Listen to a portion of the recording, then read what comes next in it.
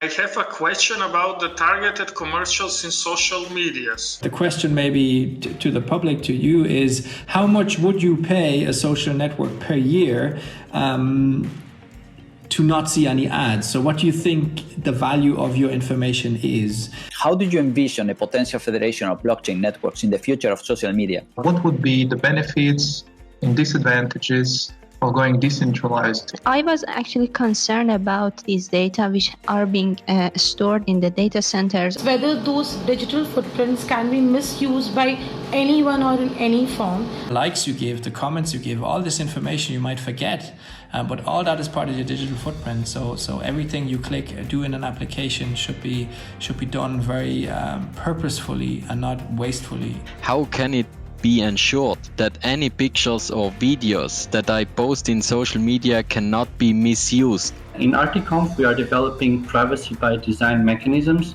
where user personal data is stored in encrypted format in the user's own devices. My question is related to impersonation of someone else on social media networks.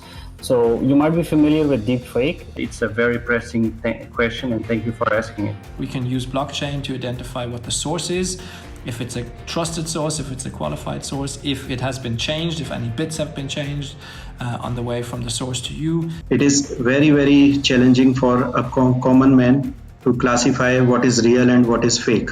If it is encouraging bad things in the society. Opinions, rumors, fake news, all this information is really difficult for technology to govern, for technology to filter. What are the social mechanisms that we have in order to prevent these things?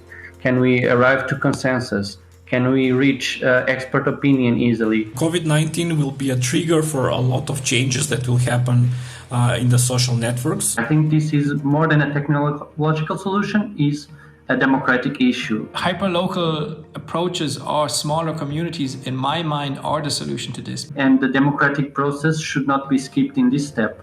But maybe you can think of more. I'm sure there's more of you that know more about this as well.